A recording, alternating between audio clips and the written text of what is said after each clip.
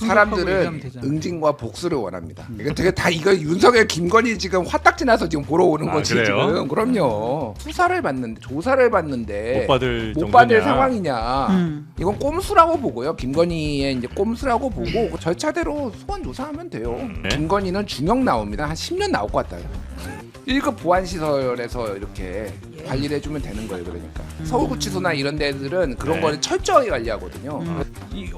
숨긴 게 아니라 이 사람들은 그냥 압수수색을 안 하고 네. 그냥 대강대강 하고 봐주자 이렇게 처음 방침을 정한 거잖아요. 네. 저는 이창수 중앙지검장이 이 부분만큼은 차후에 꼭 책임을 물어야 되지 않을까. 김건희는 비화폰을 쓰고 예. 윤석열은 자기 폰을 써요. 이게 쓰려면 윤석열이 비화폰을 써야지. 이게 뭐야 이게. 그러니까 V0가 누구고 V1이 누군지를 보여주는 거야. 그러니까 서열이 김건희가 위야. 그러니까 이게 김건희가 이거 김주현이랑 33분 통화한 다음에 소위 말해서 그 황제 출장 조사 받은 거예요. 며칠 뒤에. 그렇죠. 예. 그러니까 그거 얘기했다고 볼 수밖에 없는 거지. 물론 이제 그 윤석열을 지키자라고 하는 사람이에요. 탄핵 반대했던 사람이고. 그런데 어떻게 당의 변화와 개혁을 얘기할 이 수 사람이 있냐? 할 수가 있겠냐고요. 그래서 제가 생각하는 송원석 의원의 변화와 개혁은 우리 친윤 그리고 우리 주류 세력이 보다 더 확실하게 당을 장악하는 거. 그게 바로 변화 쇄신이라고 생각하는 것 같아요. 아. 더 키임은 답이 없어요. 진짜로 나 답이 지금 없는 길게 게 얘기했는데 답이 없다고 한마디로 얘기하면 어떡하냐. 이게 산업시가면 정치 토크쇼 장릉한 여의도 6월 18일 수요일 순서 시작하겠습니다. 반갑습니다. 정프로고요. 수요일은 또 여러분이 한때 가장 좋아하시던 그런 요일이었죠. 그러나 최근 들어 약간 좀 부진해졌습니다. 왜요? 근데 뭐 두 분 말고는 저희가 변수가 없어요, 사실 수요일이. 예, 그래서 두 분이 조금 더 노력을 좀 해주셔야 된다. 아, 동접자가 다른 요일보다 적어요? 다른 요일보다 적은 건 아니죠. 근데 수요일이 워낙 좋았다가 예전만 못하다. 예, 요 말씀 좀 드리는 겁니다. 항상 잘 나갈 수는 없죠. 예. 근데 이제 그렇게 된 이유가 어찌 보면 저희 시작 전에 이제 막 오늘 아이템에 대해서 뉴스에 대해서 막 서로 이야기하거나 그런 게 아니고 앵커 탓은 안 해요? 얼굴 얘기만 서로 이렇게 하고 있습니다. 앵커 탓은 안 하냐고요? 저는 뭐 변수가 아니니까.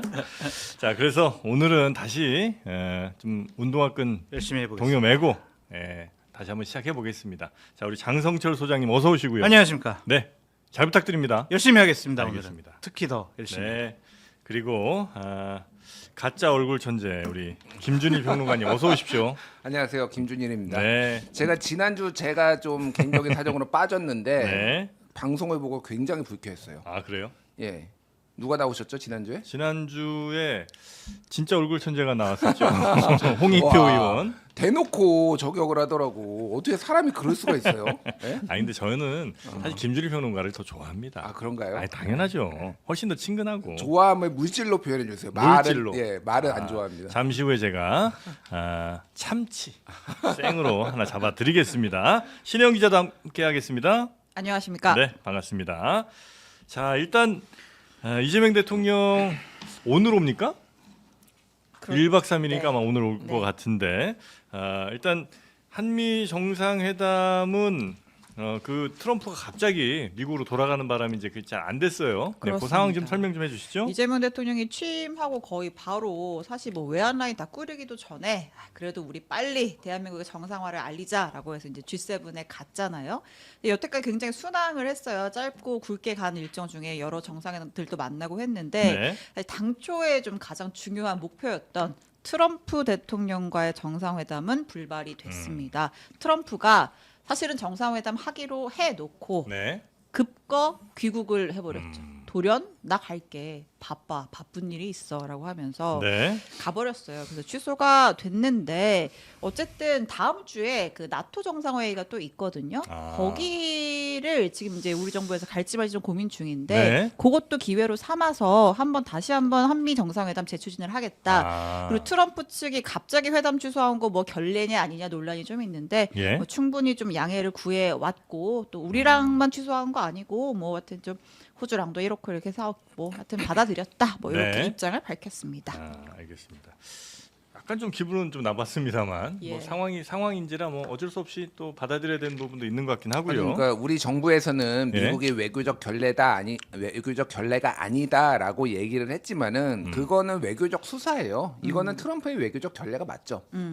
이게 그러니까 우리 정부가 외교적 결례라고 얘기할 수는 없겠지만 그렇죠. 우리가 그렇죠. 평가할 땐 당연히 이건 결례다. 예, 우리 그러니까 평론가들은 이제 뭐 그런 눈치 볼 필요 없으니까 예. 외교적 결례가 맞는데 이거는 트럼프가 뭐 한국에 대한 어떤 뭐라고 해야 되나? 한국을 변수로 둔 건 아니고 애초에 많은 언론 외신들도 얘기를 하는데 트럼프는 원래 먹튀하려고 했다. 이게 G7 자체를 G7 아. 자체를 뭐냐면 무슨 얘기냐면은 네. G7이 어디서 열렸죠? 캐나다. 캐나다 아. 지금 신임 총리도 그렇고 네? 반미 정서가 장난이 아니에요. 반 트럼프를 기치로 해서 캐나다 지금 총리 왜냐면은 너 캐나다 너희 51번째 주로 지금 미국 들어와 이렇게 돼가지고 캐나다 총리도 지금 갈리고 막 이런 상황이잖아요. 막 네. 부글부글 끓고 있고 G7에 있는 국가들이 다 지금 트럼프 미국이랑 지금 사이가 안 좋아요. 안 좋거나 껄끄러운 상황이에요. 관세 협상도 있고 뭐 온갖 이슈, 나토에 뭐 분담금 올리라 그러니까 이게 트럼프가 오래 있어봤자 좋은 소리 듣기가 힘든 거예요. 네. 그러니까 본인 할 얘기만 엄청 많이 했어요. 야, 그거 G8 옛날에 2014년까지 G8이었는데 그 러시아가 빠졌거든요. 그때 크림반도 합병하면서 내가 그때 빼지 말라고 그랬잖아. 왜 빼가지고 이 난리야? 아, 러시아 제재 못해. GR만만 다 하고 바로 나 바쁜 일이 있어서 국내로 튀어버린 거예요. 그래서 이거는 한국이 변수는 아니었다. 이거를 가고 말고가 애시당초 이렇게 빨리 오려고 했던 게 뭐 있었고 거기에다가 이제 이제 이스라엘 이란 전쟁까지 좀 겹쳤다 이렇게 보시면 될 것 같고 뭐 이거 가지고 이재명 아니 대통령을 문제 삼을 건 아니고. 예, 비판하시는 분들도 있던데 뭐 미국한테 왕따 당했다 뭐 일부 계시더라고 그런데 저는 그렇게 볼 건 아니다라고 봅니다. 네. 자, 하여튼 트럼프가 돌연 귀국을 하면서 네. 한미 정상회담 무산됐지만 아까 말씀하신 것처럼 나토에서 좀 다시 만날 수도 있다. 네. 네, 그거는 일정이 이제 추후로 다시 또 나오면 저희가 전해드리도록 하고. 청와대 출입 기자들 아주 바쁘겠습니다. 네.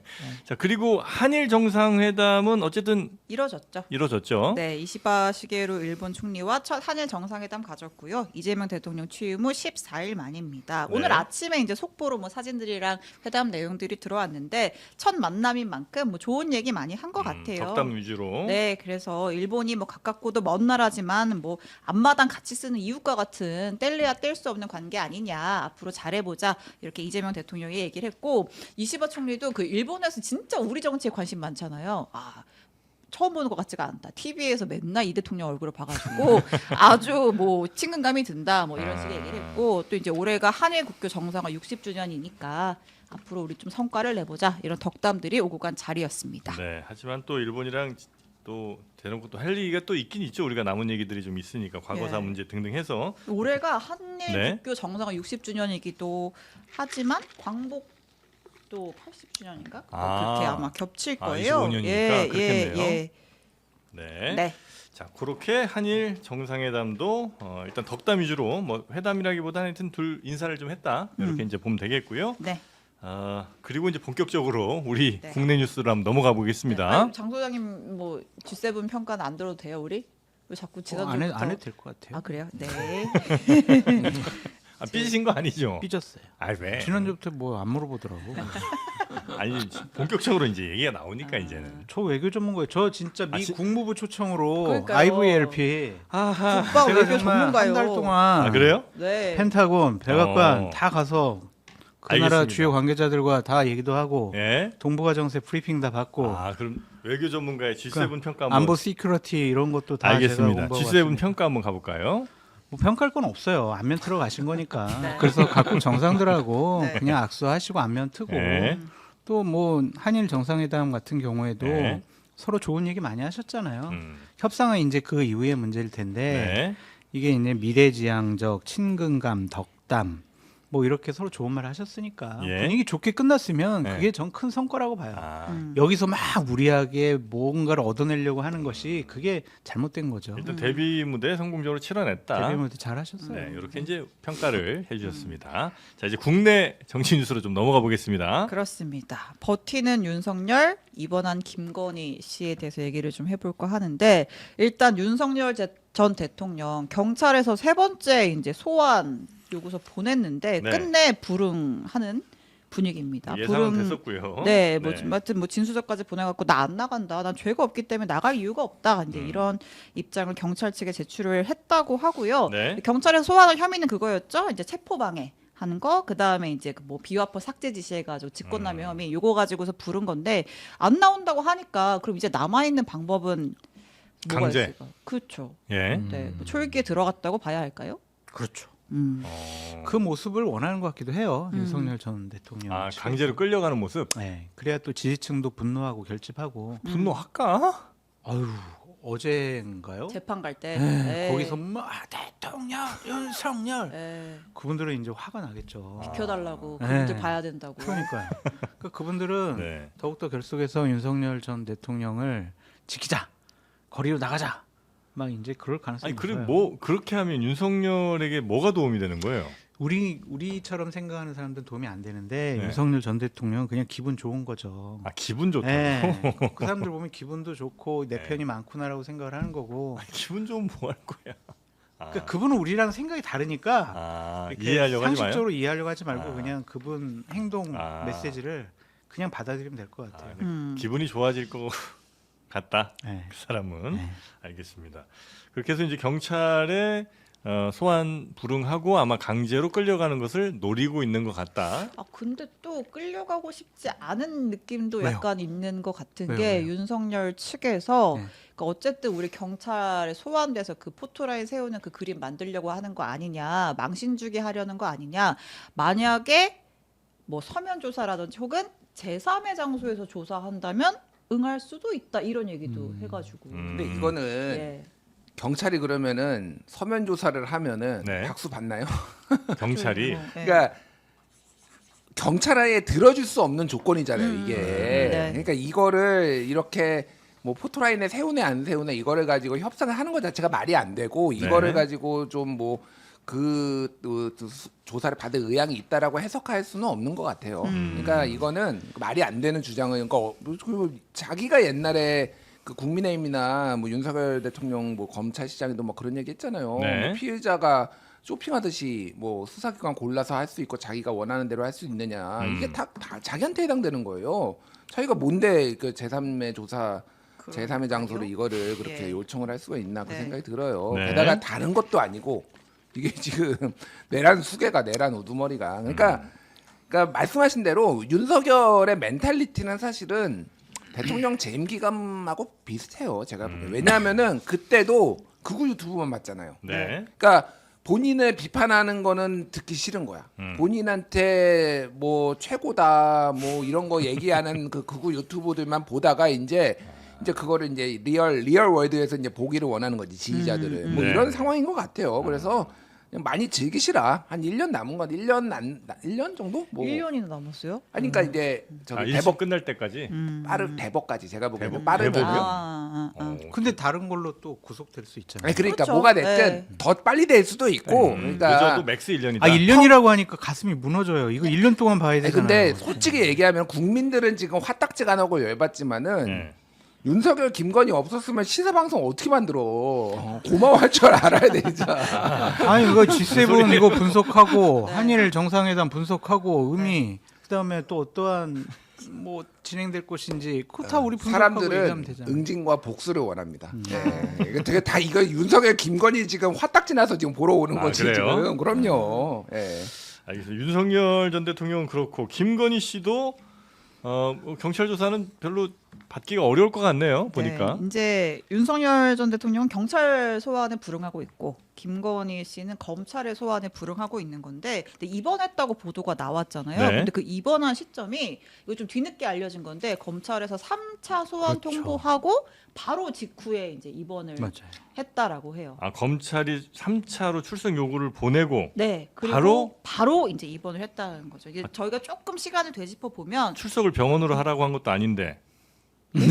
그렇죠. 네. 피하는 거죠. 뭐 네, 피하는 병원은. 거죠. 그러니까 예. 이제 1차 출석 요구서 보낸 게 이제 지난달 5월 중순이었어요. 근데 그때 김건희에서 뭐라 그랬냐면 대선에 영향 미칠 수 있으니까 나 안 나갈게 이랬단 아, 말이에요. 5월 중순에는 네, 그리고 나서 이제 대선 끝났잖아요. 끝났고. 그래서 이제 검찰에서 2차 요구서 보내가지고 네. 원래는 13일까지 출석해라라고 했대요. 예. 그래서 협의까지 했는데 응. 13일까지도 김건희가 모습을 드러내지 않은 거예요. 예. 그러면서 이제 뭐라고 핑계 댔냐면 특검 임명한대잖아. 안 아. 나갈래? 이렇게 된 거죠. 맨 처음엔 대선 핑계, 그다음에 이제 특검 특검 받을 핑계. 거니까. 그래서 어쨌든 이제 검찰은 자기네도 이제 수사를 마무리를 해서 넘겨줘야 되는 거니까 예. 됐고 다시 나와라고 해서 이제 그저께 3차 소환 통보서를 보냈는데 그날 나 2번 이렇게 흐름이 이어진 겁니다. 네. 그러니까 이게 출석 요구서 요청하고 네. 구두로 요청까지 하면은 검찰이 10여 차례 정도 제발 좀 음. 조사 좀 받으러 나오세요. 예. 그런데도 싫어. 나 병원 가야 돼. 네. 그렇게 이제 한 거잖아요. 네. 법 위에 있다라고 아직도 생각하는 것 같고. 음. 근데 또 한편으로 이해되는 부분은 있어요. 네. 이제 김건희 특검이 통과가 돼서 7월 초부터는 본격적으로 수사가 진행될 거잖아요. 네. 그리고 지금 검찰에서 이 주가 조작 사건과 관련해서 또 이제 여러 가지 얘기들이 나오고 있고 생각해보면 내 인생이 왜 이렇게 됐을까? 진짜 우울하다. 와 지금 내가 지금 G7 가서 한복 입고 사진 찍었어야 됐는데 아. 내가 지금 검찰 조사실에 가가지고 한평되는 데 가서 조사받고 아 우울해. 아, 내가 있어야 할 곳이 거긴데. 그렇죠. 아. 그러니까 그건 이해가 네가 사는 되는데 거지. 노래도 잘하시네. 네. 네. 이해는 되지만 어쨌든 조사받고 그래야죠. 아니, 그럼요. 업보죠 자신들의. 아니 공권력이 이렇게 낭비되게 해서는 되겠습니까? 그럼요. 예, 한때 대통령이라고 했던 사람인데. 아니, 그러니까 뭐 김건희 씨가 원래 우울증이 있었다는 얘기도 있고, 예. 그러니까 뭐 그런 것 같아요. 저도 여러 루트를 통해서 들어보니까 뭐 예전에 경호처 직원들 데리고 밤에 산책 개 데리고 네. 산책하고 뭐 이런 거 있잖아요. 그러니까 네. 잠을 잘 밤에 못 잔다 실제. 근데 그게 한남동이나 역에 들어와 가지고 생긴 건 아니래요. 원래 아크로비스타 옛날 살 때부터 밤잠 안 일어서 그거 기억나나요? 그 윤석열 대통령이 그래요, 후보 새벽까지 시절에 막. 야 너 뭐 미쳤냐 뭐 하고 있어? 와 자기가 뭐 일일이 김건희가 답장이 답장하고 대신해주고. 있더라고. 그러니까 밤에 잠을 안 자는 거고. 근데 밤에 잠을 다 안 잔다고 우울증은 아닐 거예요. 그러니까 그렇게 볼 수는 없는데 아산병원에서 우울증 진단을 했으니까 우울증은 맞겠죠. 저는 뭐 네. 그런 전문가의 어떤 진단 권위를 의심하지는 않습니다. 다만 네. 우울증이라는 게 1년 365일 24시간 우울증인 건 아니에요. 우울증이었다가 정상적인 때도 됐고. 아, 그래요? 아, 그럼요. 예. 그러니까 이게 뭐 조울증도 있고 종류는 많은데 어쨌든 네. 항상 우울증인 게 아니라 그 이제 그 관리가 필요한 거죠. 그러니까 뭐 그런 건 필요. 그래서 이거가 정말로 그러면은 수사를 받는데 조사를 받는데 못 받을 못 정도냐. 받을 상황이냐. 뭐 어디가 진짜 막 무슨 엄청난 수술을 해가지고 그런 것도 아니고 그래서 예.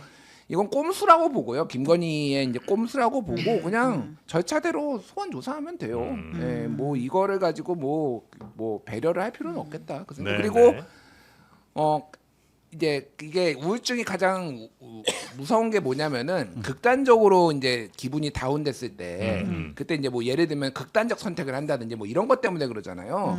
그러니까 그런 것들은 관리를 잘 해주고 1급 보안 시설에서 이렇게 관리를 해주면 되는 거예요. 그러니까 아, 오히려 그쪽이 더 안전할 수 있다. 서울구치소나 이런 데들은 그런 네. 거를 철저하게 관리하거든요. 그래서 바지에 끈도 없어요. 고무줄로 넣어놔요. 거기 혹시 그런 거 사용할까봐. 그러니까 뭐 이거는 저는 큰 변수는 아니다 그 생각이 네. 듭니다. 조사 받을 충분한 그러니까 조사 안 받을 이유는 절대 되지 않는다. 그럼요. 네. 원래 이게 위기 속에서 더 사랑이 공고해지고 가정이 공고해지잖아요. 윤석열 전 대통령이 김건희 씨 면회를 간 듯한 모습이 사진도 있네. 이게 어제 저희 JTBC로 제보가 들어왔는데 오. 딱 뒤태만 봐도 이제 그분이잖아요. 그래서 면회를 간 듯한 모습이 네. 포착이 되기도 했고 사실 김건희 씨 소식은 이분한테 듣는 게 가장 정확하잖아요. 누굽니까?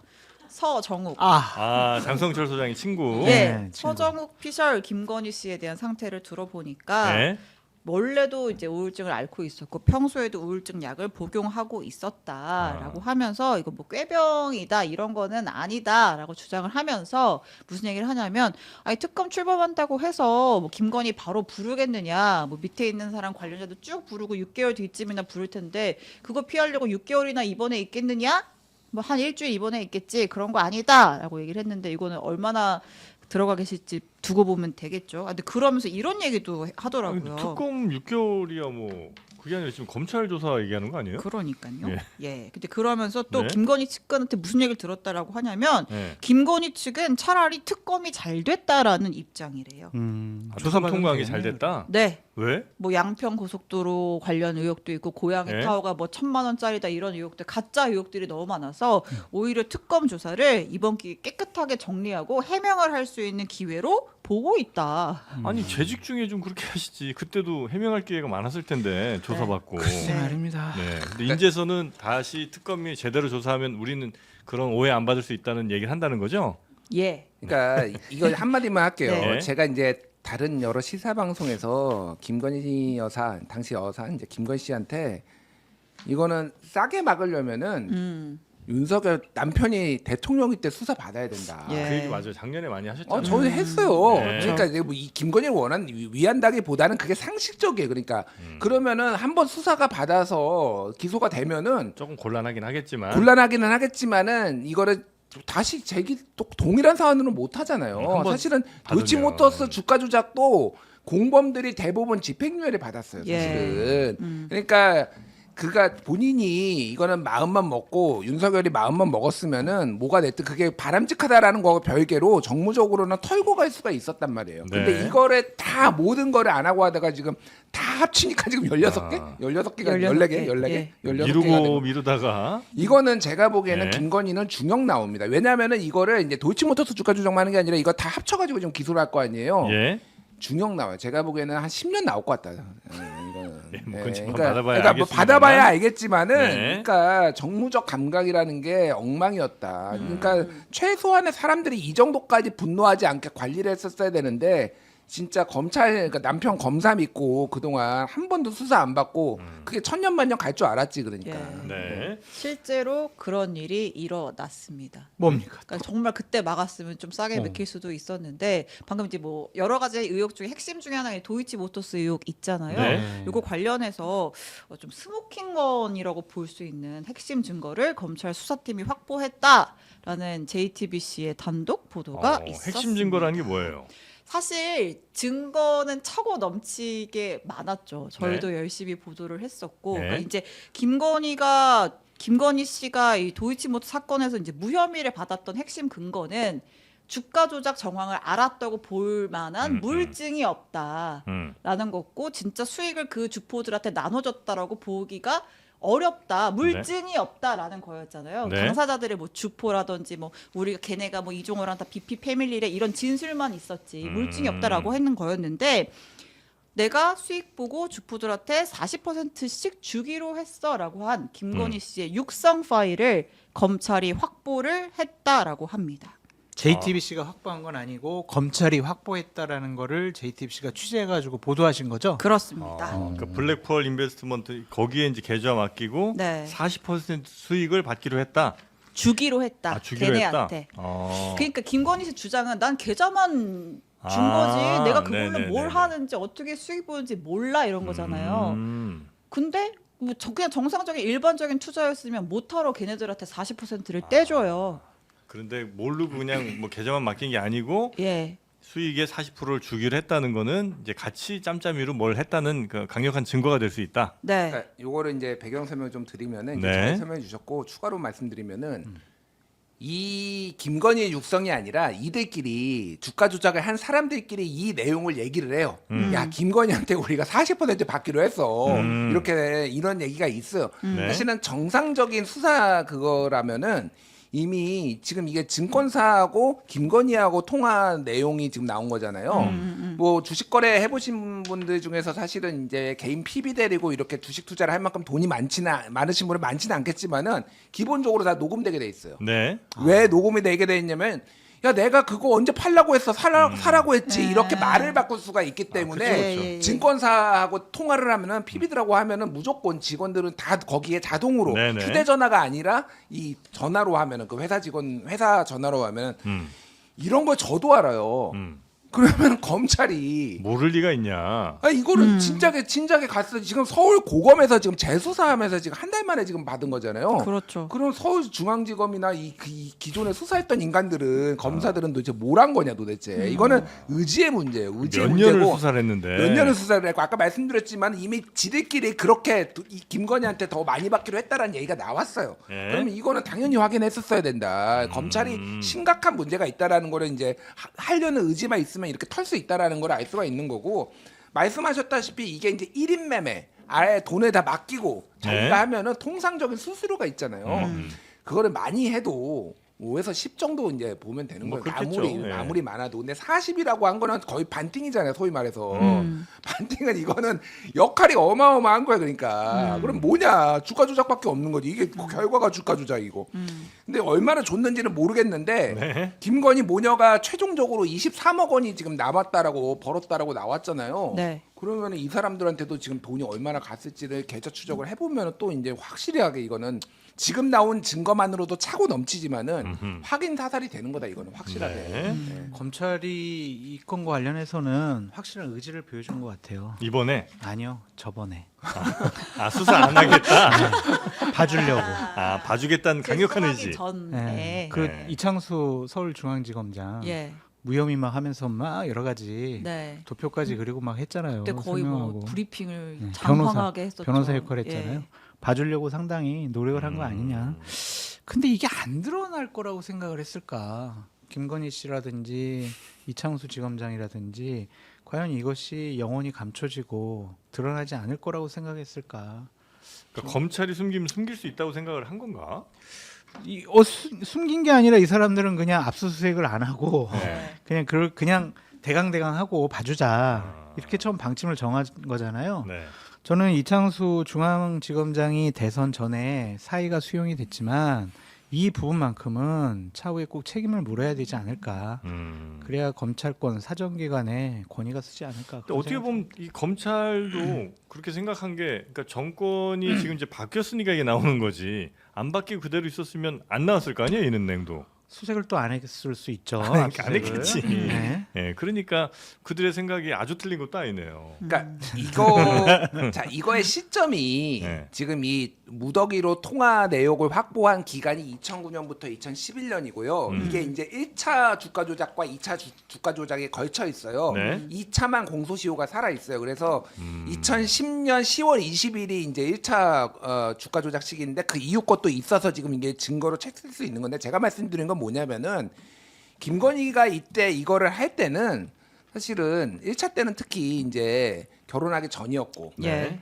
그리고 결혼하기 전이었나 아마 그랬을 거야. 아마 2009년인가 그때는 제가 좀 헷갈리는데 중요한 거는 대통령까지 될 거라고 생각은 하진 않았을 때예요. 그러니까 사실은 윤석열이 대통령이 안 됐고 여기까지 안 왔으면은 그냥 검사 와이프로 이런 거 대충 수사 무마하고 될 수 있었어요, 사실은. 근데 이제 너무 이제 판을 크게 벌리니까 여기까지 온 거예요, 그러니까. 예. 그러니까 이 일가가 검사 사위 윤석열을 믿고 장모 최은순부터 해가지고 저지른 일들이 어마무시하잖아요, 사실은. 네. 대한민국 검찰이 이렇게 무소불위의 힘이 있는지 그 옛날 윤석열은 그렇게 잘 나가지도 않았거든요, 솔직히. 여주지청장하고 그럴 때는 그냥 뭐 중앙지검장이나 검찰총장 할지 누가 알았겠습니까? 그런 일개 검사도 이렇게 진짜 가족들이 다 이렇게 범법을 다 저지르고 아무도 자기들이 걸릴 거라고 생각 안 한 거예요, 진짜로. 이게 대한민국 현실입니다, 이게 진짜. 누가 자신들을 건드냐? 검찰 아니면 뭐 건들 사람들이 없는데 검찰 어차피 우리 식구들이고 이런 생각들을 이제 한다는 거죠. 네. 근데 어쨌든 이제 상황이 이렇게 되니까 검찰이 얼마나 멋졌겠어요. 그 열심히 몇 년간 털었는데 무혐의 처분 때리고 다시 50일 만에 재수사해가지고서 이런 뭐 스모킹 건에 가까운 증거를 확보했다고 하니 그래서 이제 고검에서 무슨 얘기가 있냐면 일단 이 도이치 건 같은 경우는 특검 수사 전에 우리가 기소를 하자. 우리가 쭉 끌어왔던 문제니까 우리가 매듭 짓고 좀 이제 면피라기보다는 좀 수습까지 하자 이런 움직임이 있는 것 같더라고요. 검찰 내에서. 네, 근데 이제 검찰에서 이제 기소를 하게 되면 이제 특검에서는 이제 요 사안은 빼고 가야 되게 되는 거잖아요. 김건희 특검에 이 부분이 분명히 들어가 있잖아요. 예. 그러니까 특검에서 어느 정도 수사를 마무리해서 기소하는 것이 맞다고 보여집니다. 솔직히 검찰이 더 수사할 수 있었는데 시간상 아니면 의지상 더 수사를 하지 못한 부분도 있다라고 볼 수가 있잖아요. 네. 그래서 특검에게 맡기는 것이 좋지 않을까 그런 생각이 근데 듭니다. 그렇게 하는 게 맞지 않을까 아니면 좋지 않을까 생각하시는데 검찰이 많이 좀 무리해서라도 아니면 이것만큼 우리가 꼭 할래요 라면서 이걸 그냥 기소해버리면 그럼 이제 특검이 이걸 제대로 수사할 수가 없다는 거죠? 공소 유지에는 관여할 수 있지만 새롭게 뭔가를 막 수사해서 막 확보하기는 좀 어려워지는 거죠. 이미 네. 음. 자칫 그것도 검찰에 어찌 보면 특검 수사방해 같은 걸로 비춰질 수도 있으니까 검찰도 좀 잘 못할 거예요. 네, 고민을 좀 해야 될 것 명분이. 같습니다. 자 그리고 김건희 씨 계속 김건희네. 얘들아 김건희 없으면 지라방송 어떻게 만드냐고. 예. 오늘 좀 위험했습니다. 김건희- 분량을 뭐로 채워야 김건희 하나. 뉴스 2개만 더 기다려 주세요. 네, 거의 다 왔습니다. 네. 아이고. 김건희 씨 수사 앞두고 민정수석이 또 막 여기저기 전한 그런 내용도 지금 보도되고 있잖아요. 네, 일단 김건희 씨 본인이 네. 김주현 이제 당시 민정수석과 통화를 했죠. 이제 소환 조사 되기 한 2주 전쯤에 작년 민정수석이랑 네, 작년 7월쯤 이거 뭐 어제도 보도가 네, 다 보도했죠. 나왔던 내용인데 어쨌든 본인은 피의자 신분이었고 영부인은 네. 근데 민정수석이랑 비화폰을 가지고 음. 그것도 영부인한테도 비화폰 있었나 이번에 처음 알았는데 네. 비화폰을 가지고 당일 두 차례 뭐 17분, 16분 해서 한 33분간 통화를 했는데 말씀을 드린 대로 그 시점은 검찰 수사팀이랑 김건희 여사 측이 소환 조사 방식을 조율하던 굉장히 민감한 시기였고 왜 요때 검찰 출신 김주현 민정수석과 이렇게 긴 통화를 그것도 비화폰으로 했을까?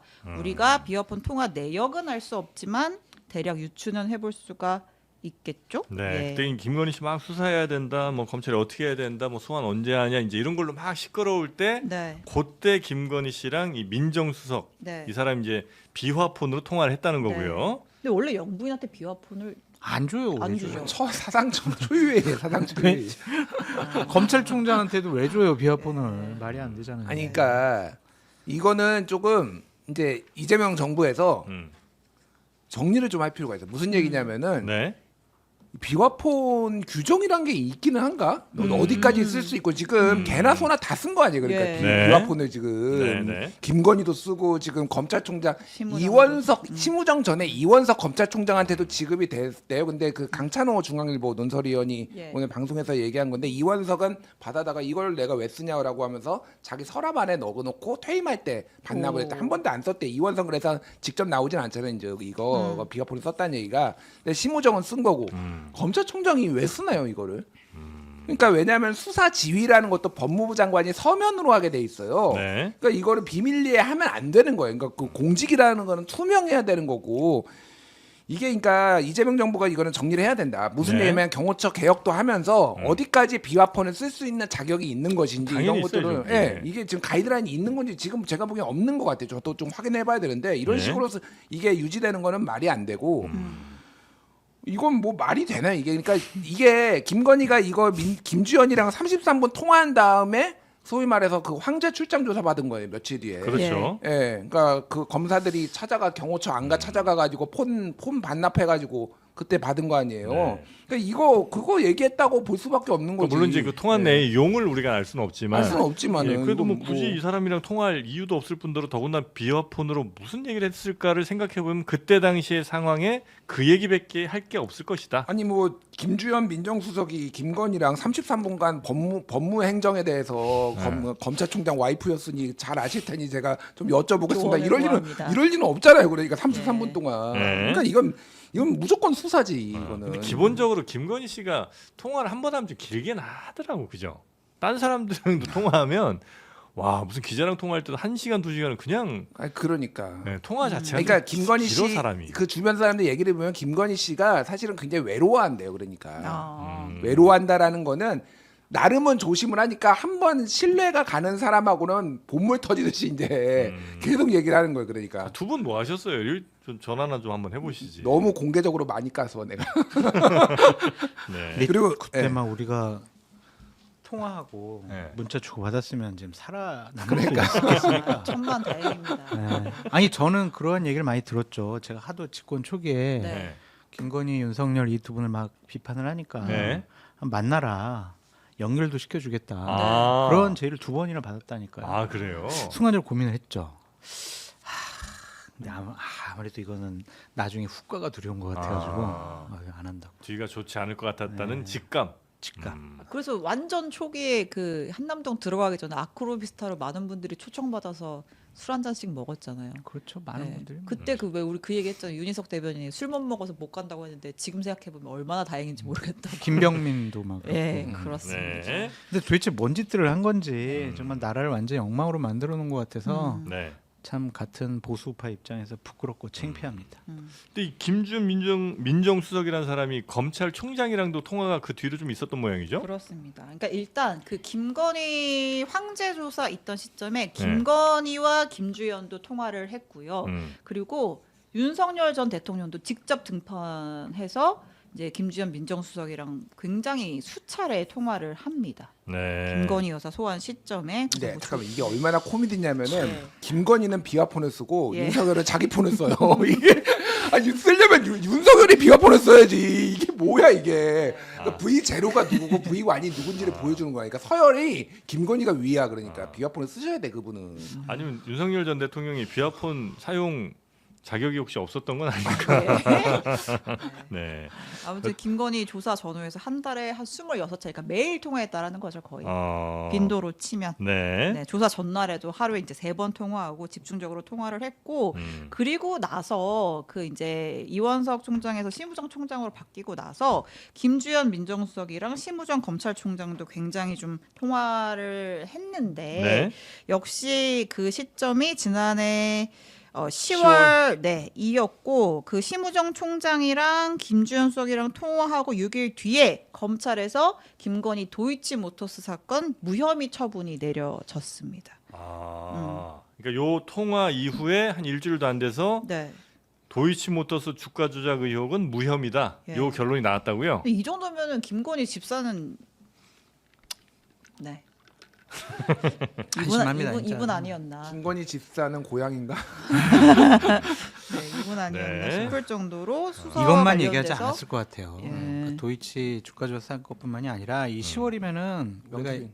그렇죠. 지금 기억에 잠깐 잊어버렸지만 명태균 건 때문에 아주 난리가 났었잖아요. 네. 그것도 분명히 여러 가지로 얘기하지 않았을까. 다 밝혀져야 돼요. 아니, 한 나라에 그래 민정수석이라는 사람에 검찰총장이라는 사람이 이런 통화나 하고 앉았으니 좀 저기 좀 무혐의 좀 해줘. 아유 뭐 얼마 안 돼. 이번에는 얼마나 안심합니까? 어떻게 총장 됐어? 그거 잊었어? 또 이번 해드려야 해. 김주현 민정수석하고 네. 심우정 검찰총장은 소위 말하는 검찰 내의 기획통이에요. 기획통. 이게 네. 특수 라인이 있고 형사 라인이 있고 공안 라인이 있고 그렇잖아요. 네. 기획 라인은 굉장히 소수예요. 진짜 소수예요. 근데 기획 업무로 해서 같이 여러 번 근무를 해서요. 그러니까 그러니까 심우정이 검찰총장 된 데는 김주현의 역량이 컸다. 이렇게 보시면 될 것 같아요. 그래서 네. 이게 그러니까 거의 이거는 뭐 법무행정 얘기를 했다라고 아까 얘기했죠. 법무행정을 왜 비화폰으로 하냐고. 네. 그러니까 이거는 네. 거의 뭐 김건희 청탁이었다 이렇게 봐야죠. 네.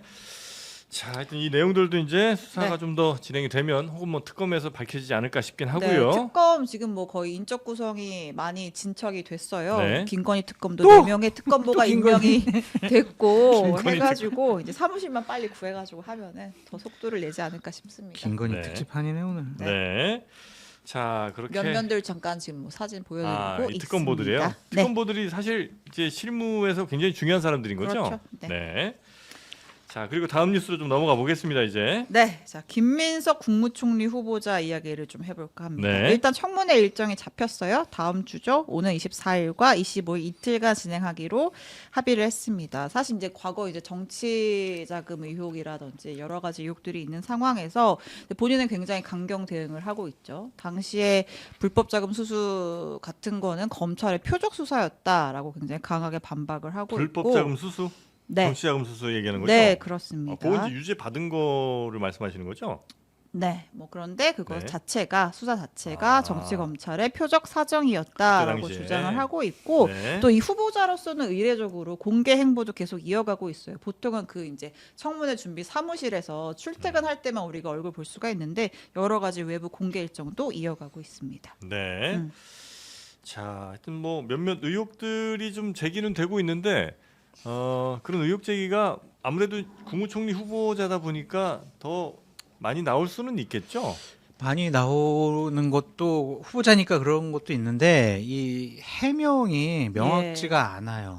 아무리 봐도 네. 우리가 이제 손가락으로 계산을 해봐도 예. 이게 안 맞아요. 그냥 들어온 거 나간 거 따져보면 2020년 이후부터 올해까지 대략 5억 원 넘게 수입이 있었는데 네. 총 한 10억을 썼단 말이에요. 예. 그럼 나머지 5억은 어디서 났냐? 그렇게 물어보면 음. 강연에서 받았다. 뭐 부조금 받았다. 네. 5억을 네. 이렇게만 해명한단 말이에요. 그러니까 그걸 그렇게 되나 맞나? 이래서 이제 더 해명을 자세하게 해봐. 그렇게 얘기를 하면 감정적인 대응을 해요.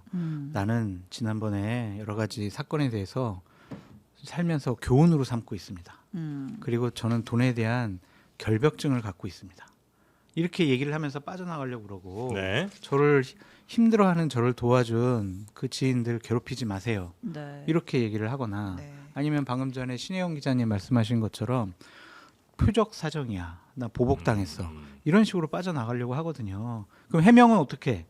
청문회 때 얘기할게. 이제 이렇게 되니까 자꾸 보도가 나올 수밖에 없는 건데 지금 뭐 안에 얘기를 들어보면 회계로서 그 돈을 다 지금 맞추려고 여러 가지로 지금 작업을 하고 있다고 하더라고요. 네. 근데 그것이 얼마나 좀 설득력이 있을까는 지켜봐야 할 것 같은데 이거 가지고 결론적으로 말씀드리면 뭐 낙마하지는 않을 것 같아요. 국회에서 인준안이 통과 안 될 수도 없는 것이고 민주당이 압도적인 의석을 갖고 있으니까. 네. 근데 이재명 정권이 국민들의 축복과 응원 속에서 출범했잖아요. 근데 김민석 후보자의 이러한 개인적인 여러 가지 유혹 때문에 흠집이 가는 것은 정권 자체에도 좀 좋지 않다. 좀 그런 생각도 듭니다. 야, 정말 참 신기하다. 딱 요 얘기하는 한 1, 2분 사이에 2,000명이 쑥 빠집니다. 김민석에게서 참 신기한 일이에요. 제가 아까 얘기했잖아요. 네. 네. 하여튼 저 박선원 의원이 아마 거기에 대해서는 얘기를 좀 할 거예요. 네. 그리고 뭐 김준일 평론가님은 어떻게 보십니까? 그러니까 뭐 네. 이제 여러 가지 뭐 예를 들면은 예전에 한덕수 총리 이제 네. 윤석열 정부 때 처음에 나왔을 때도 여러 가지 얘기가 나왔는데 예를 들면 론스타 뭐 관련해서 이렇게 뭐 뭐였죠? 김앤장에서 이제 뭐 받았던 뭐 고문료 뭐 이런 것도 있었고 본인의 배우자 화가였던 배우자를 그림을 이렇게 판매하는데 영향력을 행사했네 뭐 이런 등등등 있었잖아요. 근데 이제 결국은 임명을 했죠. 네. 그리고 그러니까 제가 제 관건으로 보는 거는 그때 당시에 윤석열 대통령의 지지율이 빠지지가 않았어요.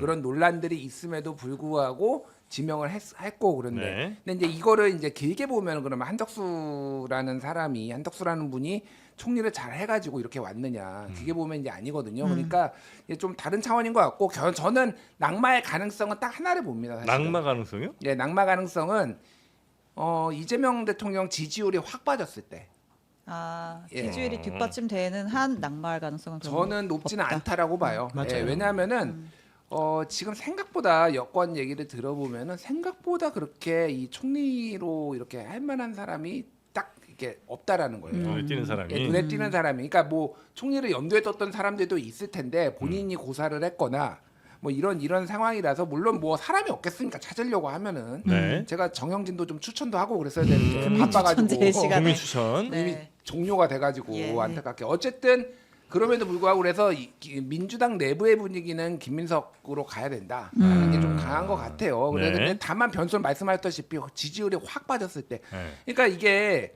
박근혜 정부 때 기억하실지 모르겠는데 네.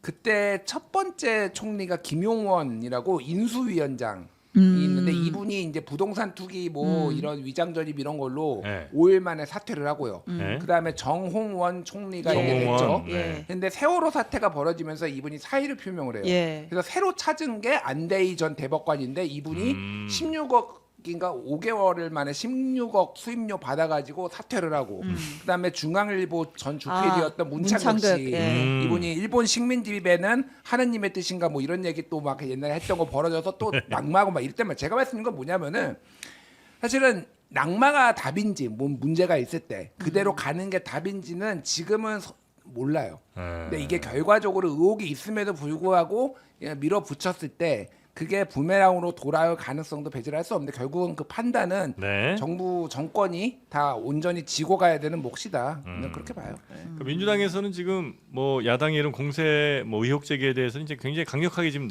맞서고 있는 거죠. 네, 이제 그 대표 주자 중에 한 사람 이제 박선원 의원인데 이제 지금 김민석 후보자에 대한 공세를 이어가는 국민의힘 주진우 의원을 좀 타겟으로 삼았습니다.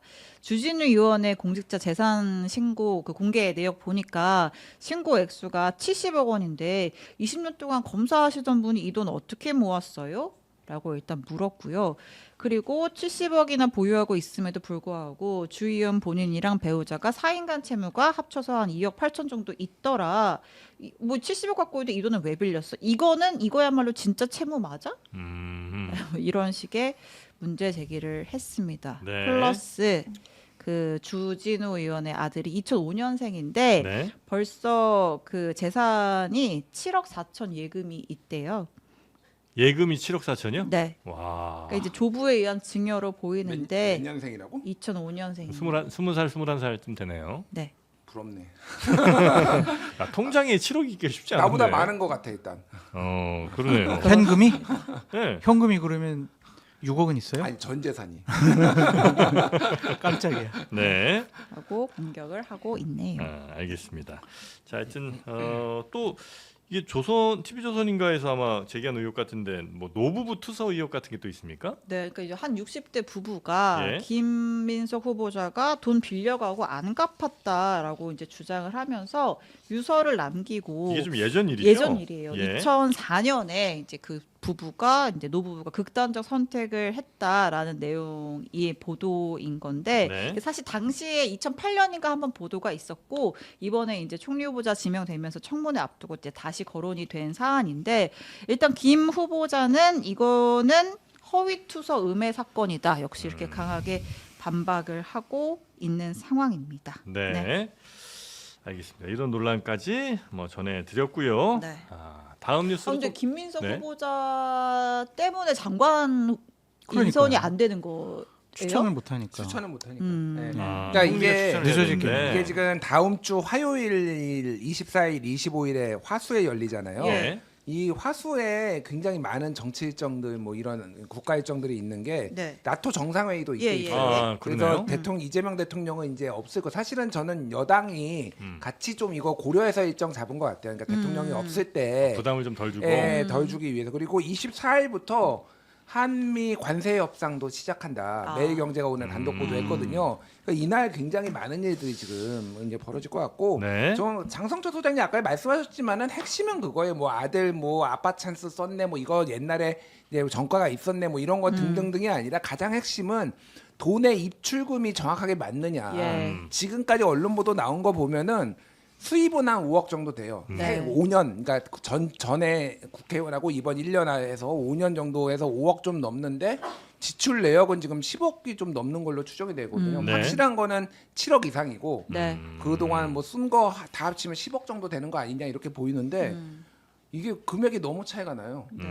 금액이 너무 차이가 상식적이진 않아요. 제 지금 그냥 이것만 보면은 그래서 지금 자료 제출도 안 한다라는 거예요. 지금 자료 제출을 야당이 요구한 거를 뭐 자료가 어제 나온 게 없으니까. 94개 중에 2개만 제출했다라는 거는 청문회에서 모든 거를 한 번에 이걸 승부를 보겠다. 지금 이 전략인 것 같아요. 그러니까 이게 돈 문제가 명쾌하게 안 되면은 네. 그러니까 1억 원 이하면은 뭐 이렇게 소득이 좀 누락됐거나 예. 이러면 재산 신고한 게 이게 가능한데 5억 원, 뭐 3억 원, 5억 원이 비는 거는 이거는 국민들이 납득하기는 쉽지 않을 것 같아요. 그렇죠. 그러니까 이런 대응은 안 좋은 것 같아요. 뭐냐면 헌금 2억 원을 했다라고 하잖아요. 네. 그럼 그 2억 원은 어떻게 무슨 돈으로 헌금을 2억이나 했냐 네. 이걸 물어보는 건데 네.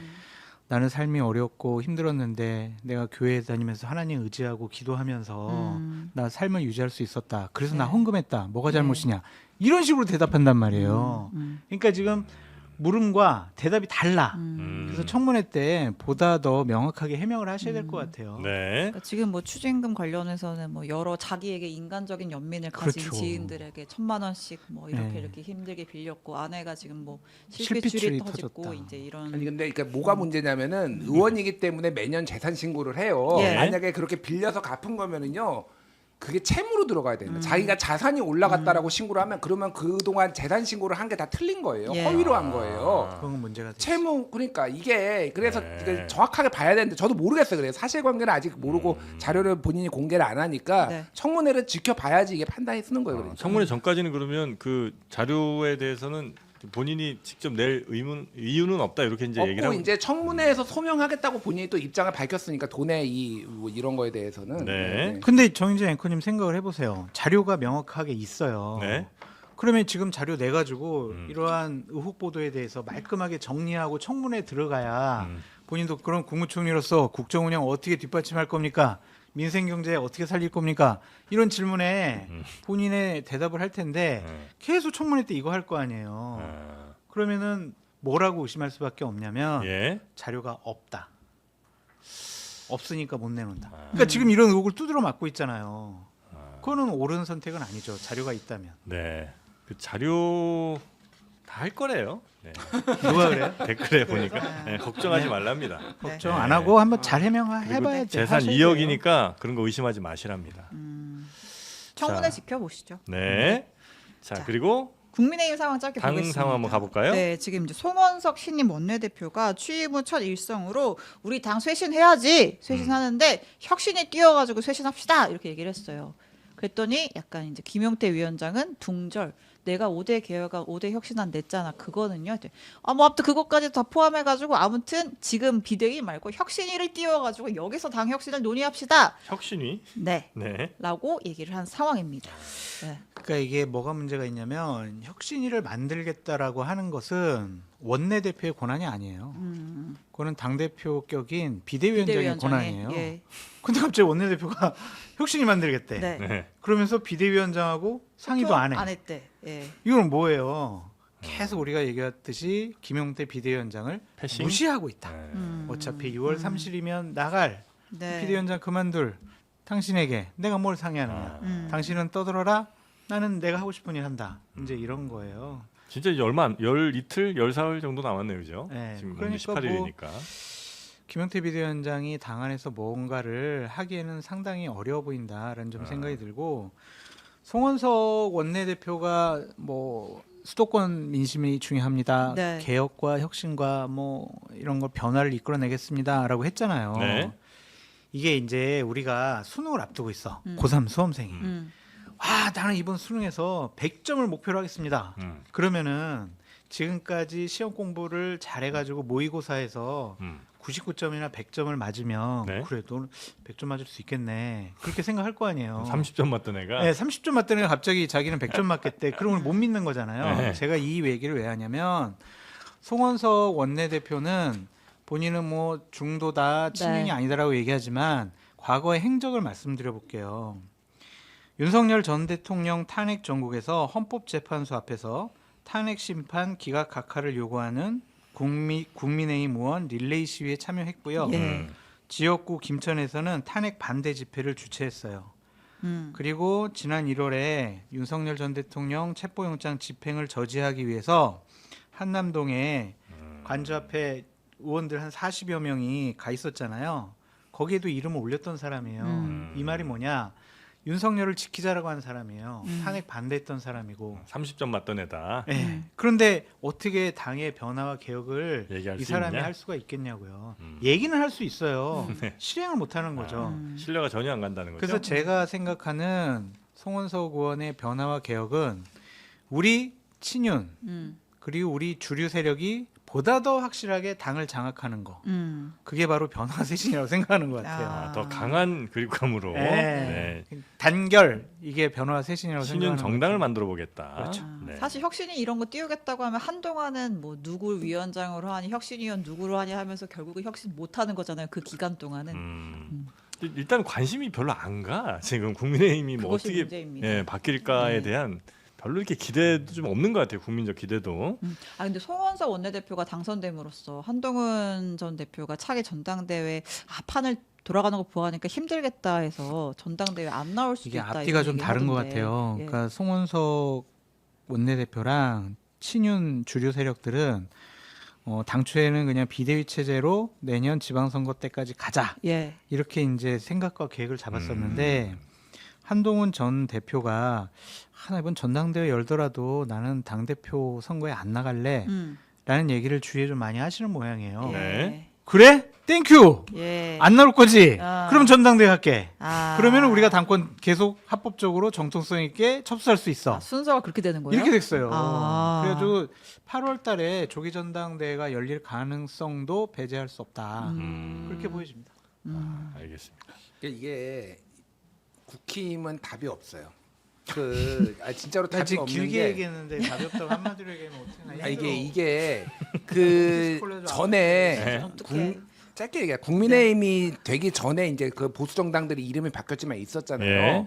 그때는 원내대표는 어차피 의원들이 뽑으니까 예. 의원들의 분포가 과거에는 수도권도 있었고 그래가지고 기억하시겠지만 문재인 정부 초대 국민의힘 그러니까 그 보수 정당의 원내대표가 김성태 의원이었어요. 네. 그리고 그 다음에 나경원 의원이었어요. 예. 네. 근데 이렇게 가다가 네. 딱 이제 TK로 넘어왔어요. 네. 그래서 제가 이름을 이거 주호영, 김기현, 권성동, 다시 주호영, 윤재옥, 추경호, 다시 권성동, 송원석. TK 아니면은 강원도 권성동 이 사람들만 지금 계속 원내대표를 하고 있어요. 그러니까 이 사람들이 딱 줄이고 표수도 다 비슷해요. 딱 70에서 75표 사이로 정확하게 나옵니다. 누가 됐든 누가 나오든. 그러니까 중도 목소리 이제 안 들리는군요. 그러니까 그냥 TK에 있는 그 덩어리가 그리고 나머지에 이제 비주류들이 한 35표 예를 들면 이렇게 얻는 거예요. 그러니까 이게 안 변해 이 구도가. 네. 이번에도 지금 60표 얻었지만은 이현승 의원이 안 나왔으면 한 70표 좀 예, 넘었거든요. 예. 정확하게 똑같은 거예요. 이 구도가. 이 구도를 깰 방법이 없어요. 이 구도를 깨려면은요. 사실은 뭐를 어떻게 해야 되냐면은 외부에서 포식자가 와가지고 옛날에 김종인이 했듯이 그런 식으로 해가지고 강제로 뭔가를 하지 않으면 안 돼요. 매기가 한번 들어와야 되는데. 네, 매기가 들어와야 되는데 지금은 김종인을 다시 뭐 그렇게 왜 하려고도 하지도 않고 예. 이 주류들이 네. 그런 생각도 없고 의지도 없고 이런 상황이다 보니까 국민의힘은 답이 없어서 제가 계속 얘기하잖아요. 선거 치료. 선거를 좀 몇 번 더 줘야 돼요. 특히 총선에 완전히 박살이 한번 나야지 그때야 이제 당원들이 못 참고 이 꼴로는 우리는 도저히 참을 수가 없다 이들한테. 그래 이게 아니면은 답이 없어요. 국힘은. 예. 혁신위원장으로 김준일 평론가를 그러니까. 추천하겠습니다. 아하. 그러니까 우리 만약에 비대위원장인데 혁신위원장인데 하면 누구부터 솎아낼 겁니까? 누구부터요? 네. 장성철부터 솎아내야지. 평론계에서 네. 자 그리고 민주당은 민주당은 뭐 이제 벌써부터 이제 뭐 당권 경쟁이 가장 핫한 당대표. 주제인데 네. 당대표 선거가 8월에 있는 그 정청래 의원이 출마 선언했잖아요. 네. 그리고 나서 이제 박찬대 전 원내대표가 출마한다는 얘기가 있는 가운데 정청래 의원이 최근에 좀 욕을 먹고 있어요. 그러니까 과거에 이재명 대통령 좀 각세웠던 그런 전력들이 약간 뭐 소위 말하는 파묘가 되면서 네. 좀 욕을 먹고 있는 그런 상황이 있습니다. 이제 그러다 보니까 이제 내부 분열되면 안 된다라면서 경계하면서 정청래 의원이 이제 수습도 했죠. 여러분 저는 박찬대 찍어주세요 하고 박찬대는 정청래 찍어주세요 이렇게 전에 못 보던 선거운동 저희 긍정적인 선거운동 해볼까 합니다. 이게 말도 안 되는 선거운동이지. 예? 선거운동 왜 해요 그러면? 본인은 선거운동 안 하면은 상대 후보가 나를 찍어주라 하니까 가만히 있는 게 그러면 최고의 아 선거운동. 우리 씨한테 왜 그래요? 아니 죄송해요. 여기 나온 그대로 좀 얘기해 주는 건데. 죄송해요. 네. 약간 교통 정리가 되는 거예요. 민주당 당대표 선거는 교통정리 안될 것 같은데? 안 될 것 같아요. 중에 누구를 이렇게 그냥 네. 가게 안 하고 아니, 그러니까 이게 아니, 경쟁이요? 출마는 둘 다 하지만. 아니, 그러니까 네. 제가 말하는 거는 이게 권력이 너무 커요.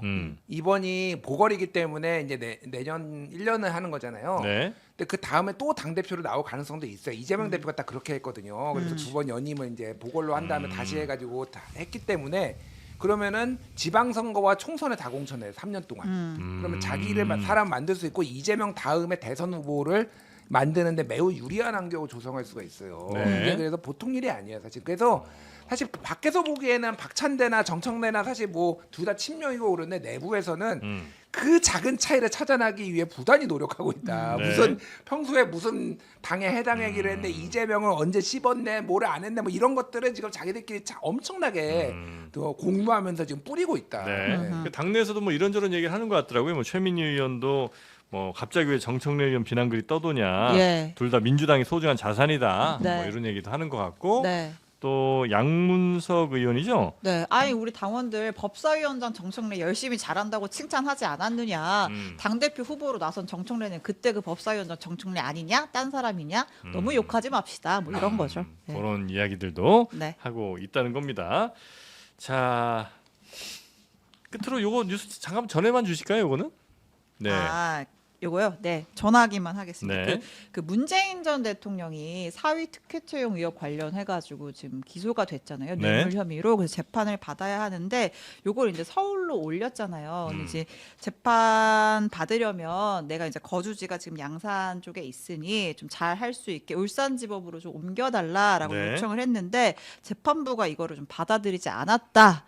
라는 소식이 있고요. 이제 거기에 대해서 이제 문 전 대통령이 다시 한번 이제 뭐 재판부 옮기는 거를 요청함과 동시에 국민 참여 재판을 하고 싶다라는 네. 의사를 밝혔다고 합니다. 네.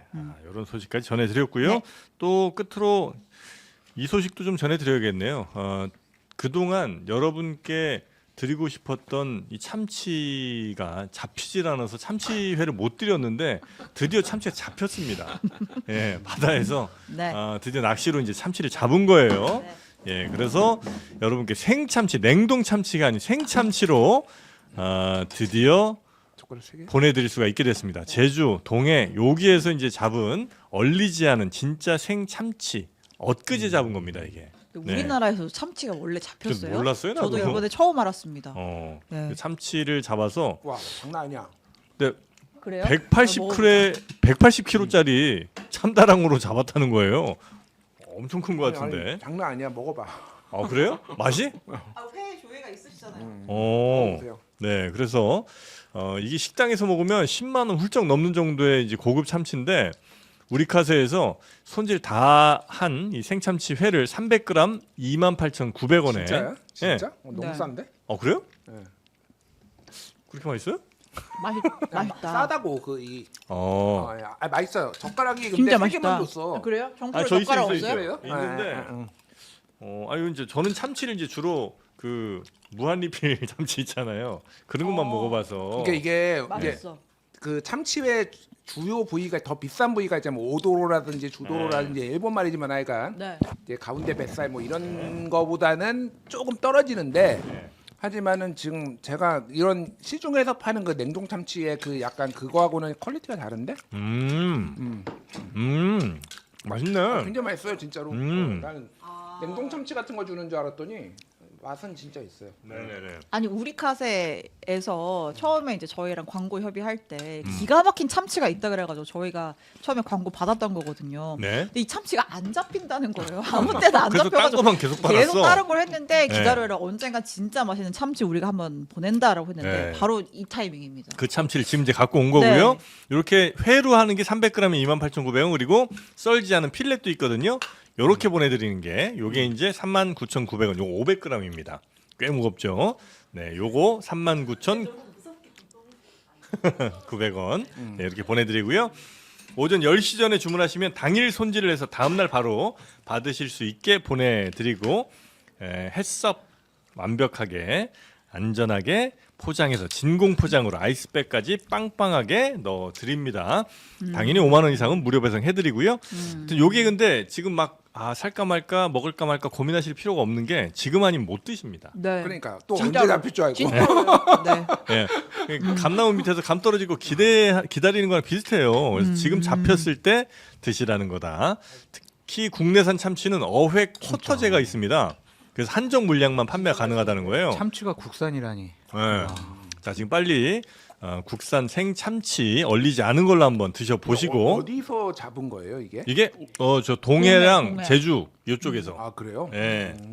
애들도 놀랬지. 원래 한국 쪽에서는 안 잡힌 애들인데 아니, 근데 이게 놀러 왔다가 다랑어나 이게 종류가 많아가지고 사실은 네. 가다랑어, 뭐 참다랑어 있지, 등등등 있지. 종류가 많아서 청새치. 참치라고 부르지만은 조금 뭐 이렇게 또 어족이 전문가시네. 조금 근데 요거는 참다랑어. 진짜 참치. 180kg급 참 다랑어. 맛있네요. 네. 네. 자, 그래서 빨리 드셔 보시고요. 네이버에서 우리카세 생참치를 검색하시면 되고 아니면 저희 편하게 영상 아래 더보기 링크에서 따라가셔서 구매하시면 되겠습니다. 아이 최윤경 기자님 지금 드시고 싶어가지고 지금 난리네 입맛을 난리야. 지금 다시고 계세요. 네. 오늘 참치랑 내 옷 색깔이랑 되게 비슷해. 네. 자, 그러면 우리 두 분은 여기서 보내드리고 저희 잠시 후에 추미애 의원님 모시고 또 정치 현안 좀 여쭤보도록 하겠습니다. 두 분 대단히 고맙습니다. 감사합니다. 네, 고맙습니다.